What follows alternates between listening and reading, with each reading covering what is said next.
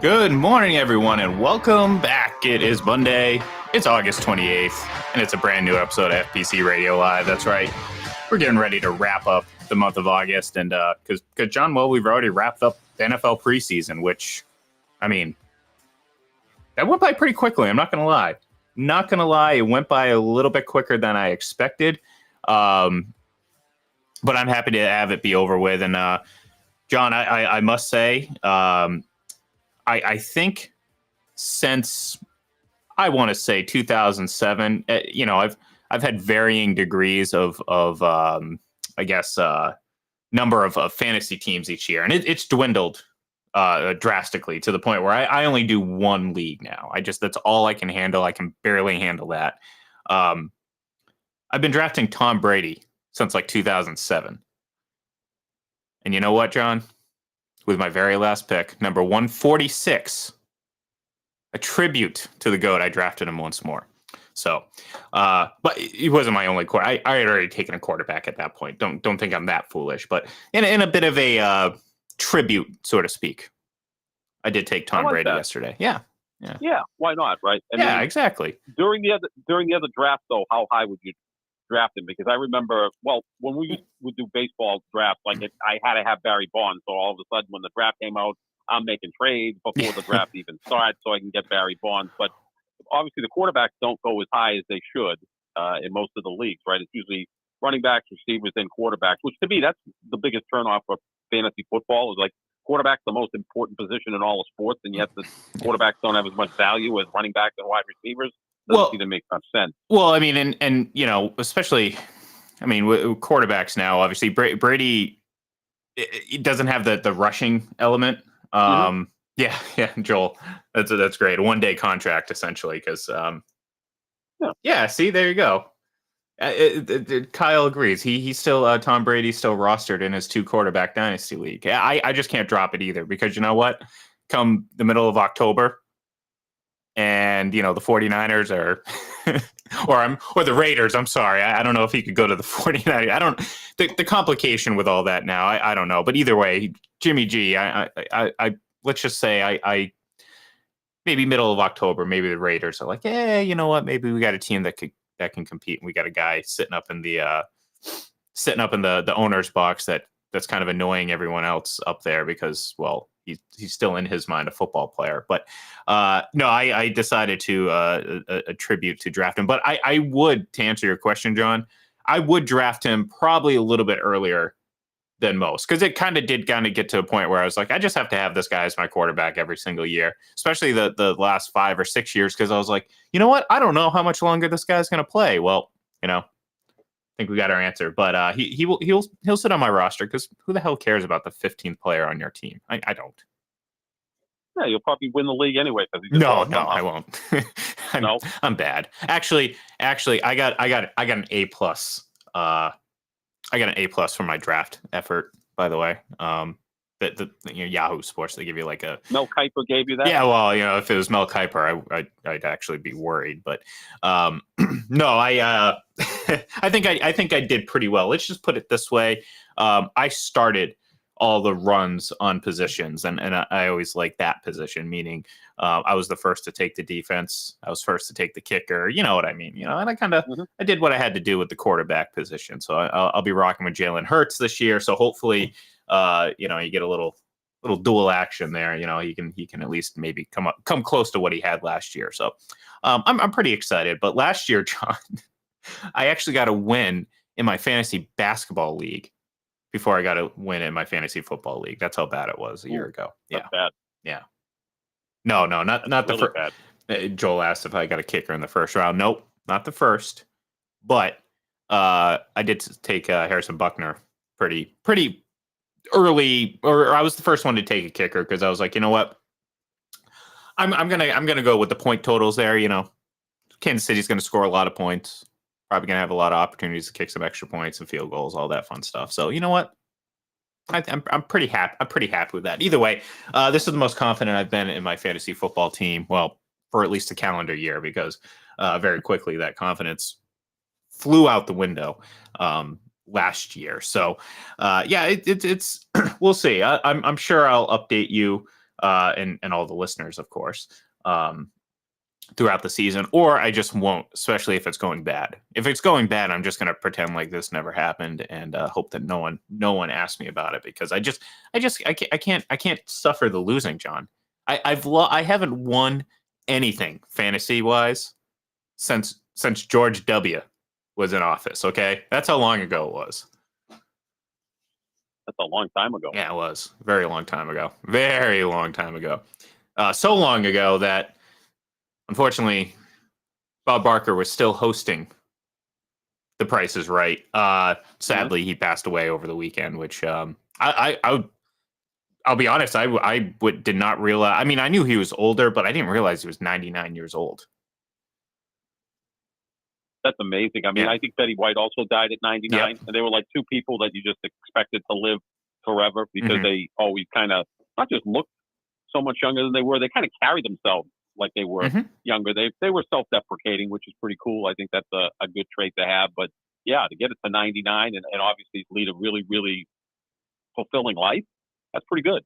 Yeah. Oh, yeah. And it's funny because Drew Carey's been hosting that for so long now that when did see, I can't. I wish I actually. Well, I have a phone device in front of me, so I can look this up. I feel like Drew's been doing the Price is Right hosting for forever. When did he start? 2000. Yeah, for 35. Took over the role. It's 2007. John. Yeah. 15 Yeah. years. So That's 15 crazy. years. Yeah. Been a while. Yeah. Bob Barker did it until he was 83. Yeah. Which is pretty amazing as well. Yeah, no, it's pretty it's pretty wild, but yeah, just a unfortunate a few passings over the week. Obviously Bob Barker. If you're a wrestling fan, Terry Funk at the beginning of last week, and then towards the end of last week, sadly, Bray Wyatt, who and any old school wrestling fan will probably recognize his father. IRS, Erwin R. Shyster. That's actually his dad.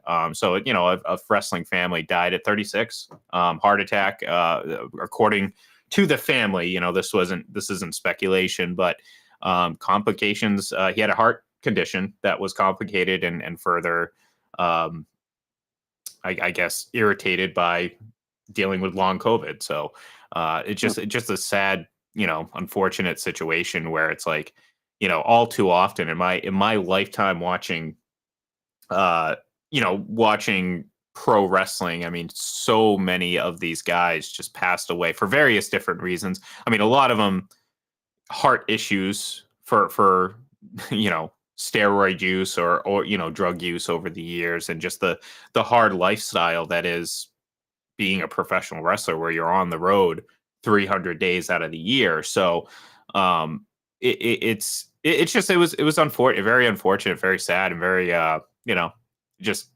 it just kind of shows, because look, the guy's my age, 36 years old, and it's like, the guy, by all accounts was heading towards coming back and all that stuff. So yeah, kind of a sad week.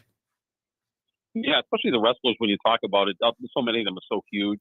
Yeah. And oftentimes that doesn't lead to a long life because everything inside your body has to work that much harder to keep you running properly. And, you can see sometimes basketball players, the guys that are 7 feet tall don't last as long as the average sized person because their bodies are so big, and there's a lot of complications that can take place with that. But yeah, it's always sad when anyone the age of 36 passes away. Yeah, and again, I don't know what his this is not, when you look at, like, look, when Randy Savage had a massive heart attack, I think at 50 years old, you kind of figured it was years and years of steroid abuse.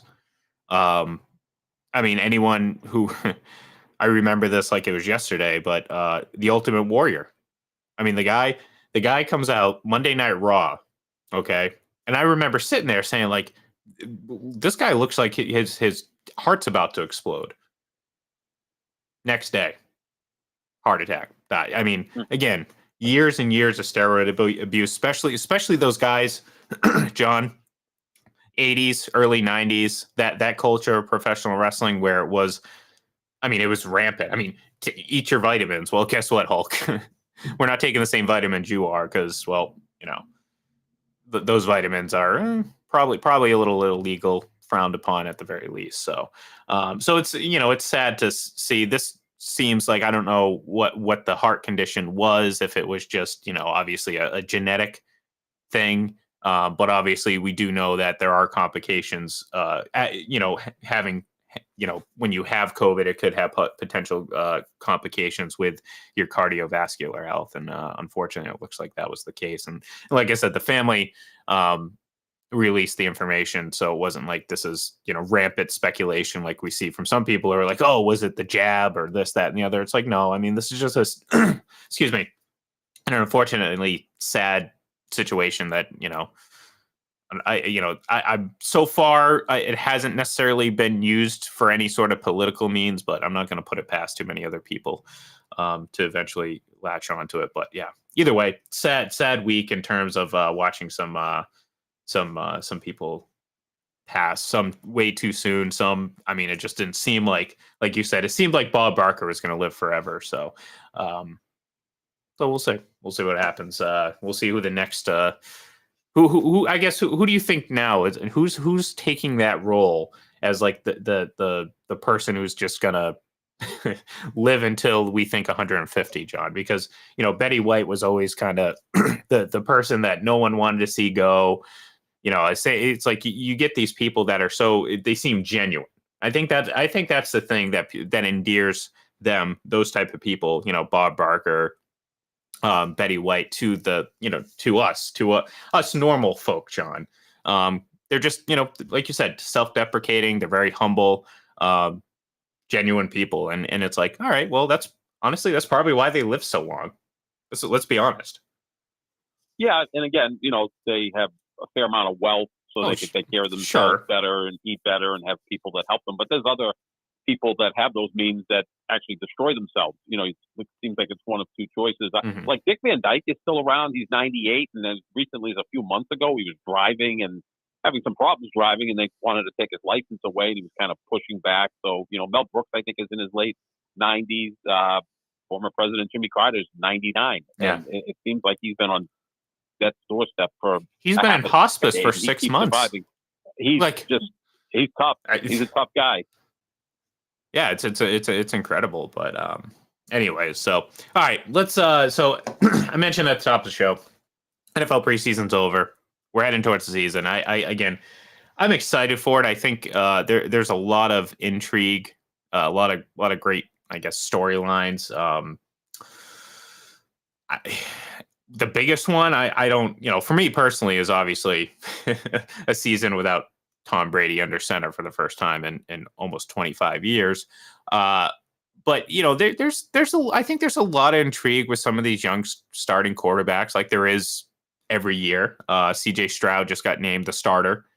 I'm going to be curious to see what happens with Anthony Richardson in Indianapolis. You look around the league and you see, well, the obvious, Baker Mayfield won the starting quarterback job in Tampa. Now, I don't consider him a young quarterback, but there's intrigue there because it's like, all right, I don't think anyone expects anything out of Tampa. Maybe a 500 season, but he's the type of player that maybe you catch lightning in a bottle one year and he just has a really, really good season. And you know what? Maybe Tampa wins a few games, but again, we'll see. These are kind of what I'm kind of looking forward to. Obviously, from a Patriots standpoint, it's all about Mac Jones, right? Yeah, it is. Although I think he's going to need some help. Obviously, the offensive line had better be buttoned up and giving him time to throw, because no matter what else works, if he doesn't have time to throw, he's going to be on his back a lot. So I think that's a big thing. I think he'll develop this year, get a real offensive coordinator. I think some of the weapons around him should be fine. I just question that offensive line, which I actually question the offensive line of every team in the AFC East, which is bizarre that I think the weakest unit on each team is the offensive line. So that's going to be where it's at. But yeah, just his continued development, and that, he's able to maybe come from behind in some games, pull out some wins where maybe the defense isn't at its best, because you need your quarterback to step up from time to time. But yeah, that's going to be the biggest question for the Patriots this year, is how he develops. Wasn't that a very atypical Aaron Rodgers touchdown drive, by the way, the other night? I think he was 4 for 5, Mhm. averaged, I mean, below 8 yards per attempt, and the touchdown pass was very Rodgers esque, like kind of that, like, you know, falling back, just kind of huck it up type throw in the back of the end zone. All right, very Aaron Rodgers, and I think that's what I think you're going to see a lot of. I don't, again, I don't know what Jets fans are expecting, John. I don't know if they think they're going to get this, I don't know, a big play passing offense, but I think this is going to be I mean, it's going to be exactly what we've seen Aaron Rodgers offenses for the last couple of years, John. Maybe save for that the 2020 season where I think they just, I mean, everything was clicking. That seems to be a little bit more of an outlier than a normality, because we talked about it last week. Was it 22 games without a 300-yard passing in this like era of football? Is just it's kind of remarkable, John. To be honest with you, especially I still, it just seems like that, just it's just not a believable number. Yeah, 22 straight games without a 300-yard passing game. It would be like if we were following the NBA and you heard that Kevin Durant had gone 22 straight games without a 30-point game. You'd say, huh? Yeah, Like, how did that happen? That's generally what he averages.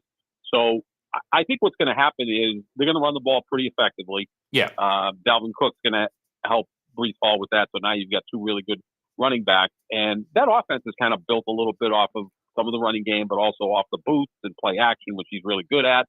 Kind of a controlled passing game. Garrett Wilson, again, will give him that deep threat and is a really good receiver. So, yeah, I mean, that's what Rodgers has been the last few years. It hasn't been, bombs away. It's been more of a controlled, some sort of variation of the West Coast offense where, get the ball to the playmakers and hope for them to make plays. And he's never necessarily been a high yardage guy.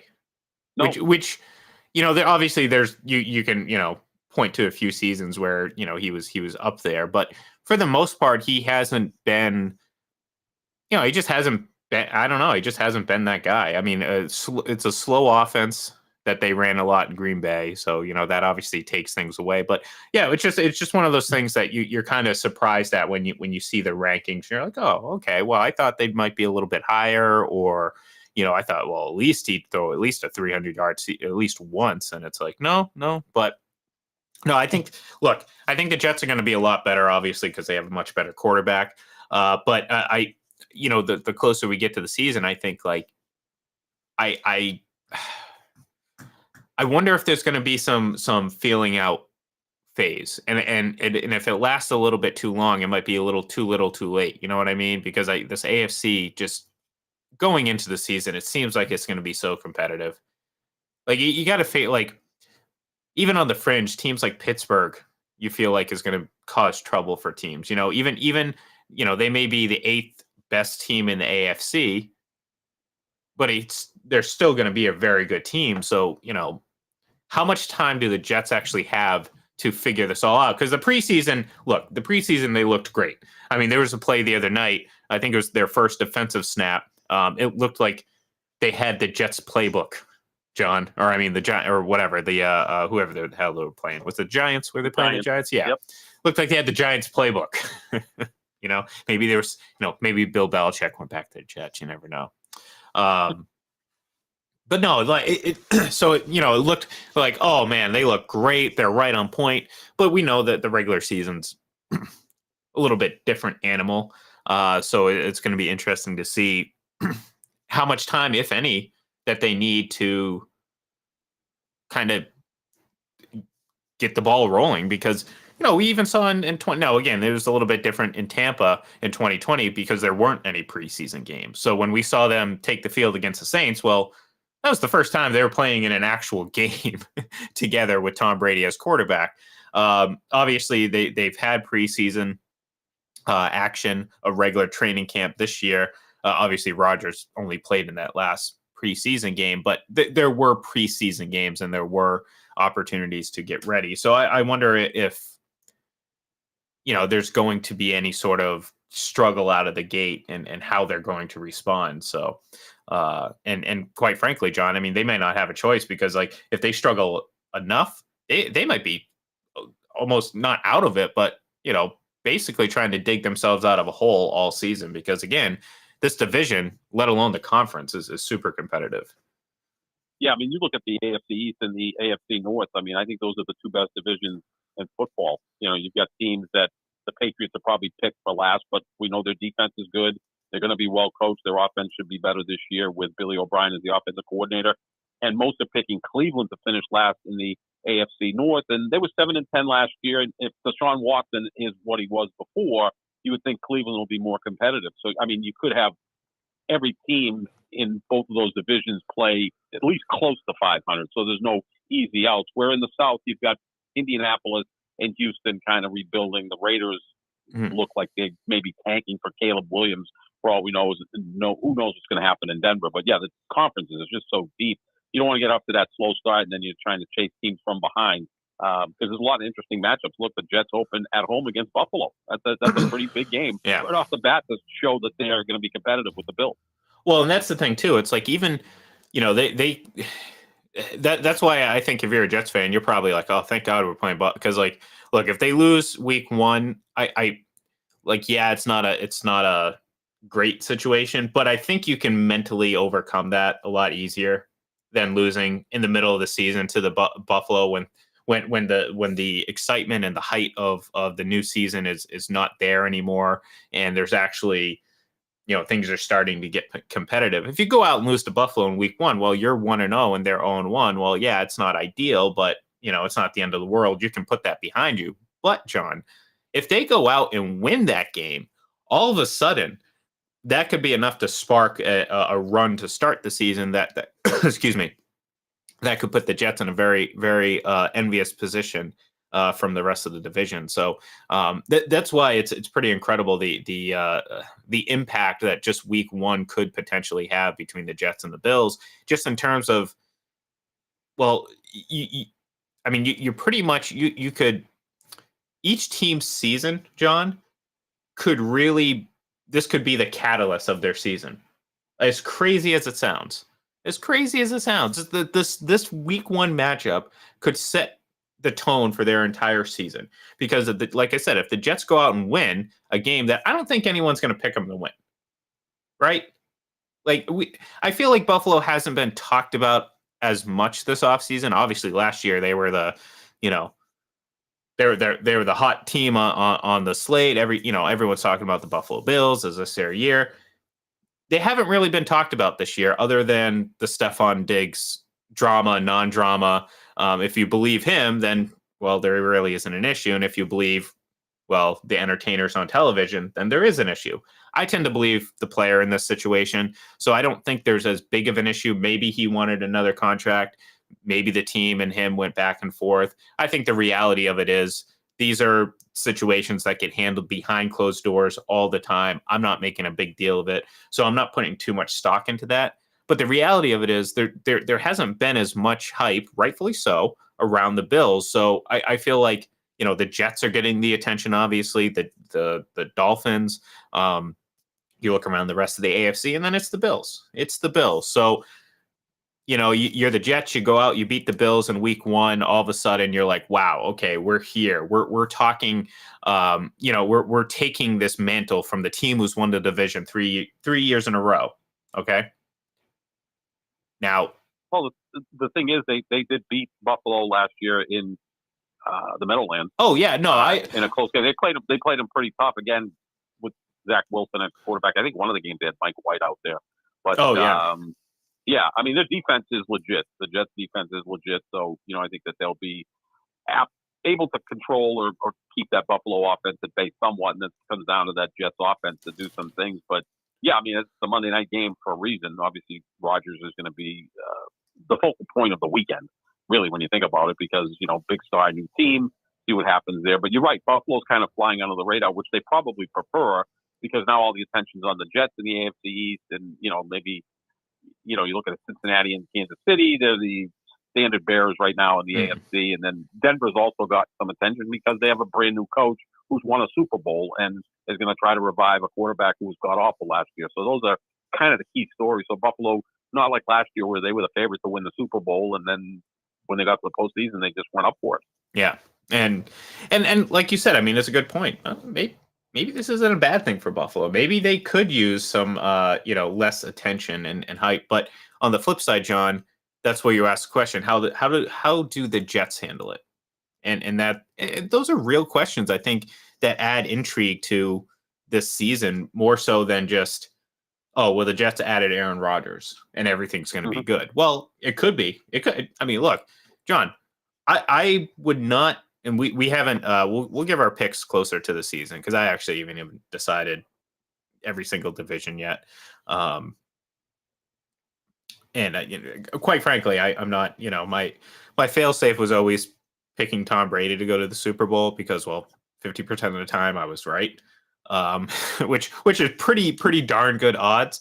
I don't have that to fall back on, so I'm actually going to have to use some thought and consideration this year with my picks. But it would not surprise me, outside of, oh my God, the Jets actually won something. It wouldn't surprise me if the Jets had a great season and went on a run. I mean, hell, for 13, 14 years ago, they went to back-to-back AFC championship games with Mark Sanchez. Now, that defense for those few years was pretty all-time. It was pretty great unit. Is their defense that now? Probably not, but does it have to be? So would it surprise me? Yes and no. Just because, the surprising part would be basically just saying the Jets in any sort of positive position. That's the surprise. But the reality of it is, it's like, no, I mean, it's the AFC. It's wide open. I mean, as much as it's going to be ultra competitive, that just means that I can see a handful of different teams making it out of the conference to represent the conference in the Super Bowl. Yeah, but who would have thought Cincinnati would go to the Super Bowl 2 years ago? Right. I don't think anybody was predicting that. Kansas City kind of established himself as the standard bearer, the consistent in the AFC. They've gone to 5 straight AFC championship games. They've yet to play a road playoff game other than the 3 times they went to the Super Bowl. So, they're the team that you look at and say, well, they'll probably be there on Conference Championship Sunday. But again, Cincinnati, Buffalo, the Ravens, the Jets, these are teams that I think can all trip them up. I mean, as good as Kansas City was last year, let's not forget their margin of victory in their 3 playoff games was 7, 3, and 3. So it wasn't like they were just blowing out everyone. And look, the Patriots, even in winning their early Super Bowls, a lot of close games. I think 5 of the 9 games they won in the first 3 Super Bowl run were all 3-point games. So that the margin of victory is much tighter now because there isn't one team that is so much better than the rest. I kind of feel like those days are over. There's a team that's going to eventually be the champ, but they're going to have to work their way through it and win a close game or 2, or in Kansas City's case last year, 3. Well, and look, I mean, I think I've mentioned this before. I think Kansas City very clearly a team of opportunity because they're, they draft Patrick Mahomes in 2017, 2018, and 2019 were, I mean, that's 2018 if obviously was the end of the Patriots dynasty. Brady leaves after 2019 season. All of a sudden, what's in the AFC the last few years? The Titans? Like, come on. The Titans were the number 1 seed. No offense to Tennessee Titans, but this is not that ultra competitive. Even now, it's like it's competitive. Sure, there's a lot, but there isn't like a triumvirate of 3 teams. Say, like we talked about before, where it was, the Patriots, the Colts, and the Steelers for 10 years, and then maybe switch out the Colts with the Broncos, basically wherever Peyton Manning went. And you had those 3 teams that just dominated, or 3 quarterbacks specifically that dominated the conference. Now, Patrick Mahomes obviously is Patrick Mahomes, but those other teams aren't there yet. There's kind of a down, as exciting as competitive as this conference is. There's a bit of a downtick. And I know people are going to be like, what are you talking about? This, these are 10 of the 15 greatest quarterbacks we've ever seen. Okay, settle down a little bit. Let's calm down. This is a great competitive conference, but I don't think it's very best is the same as the very best as it was in the early 2000s to mid 2000s. Does that make sense? Like, I think the best teams in those runs. Championships. Yeah, the Patriots had 3 Super Bowl championships.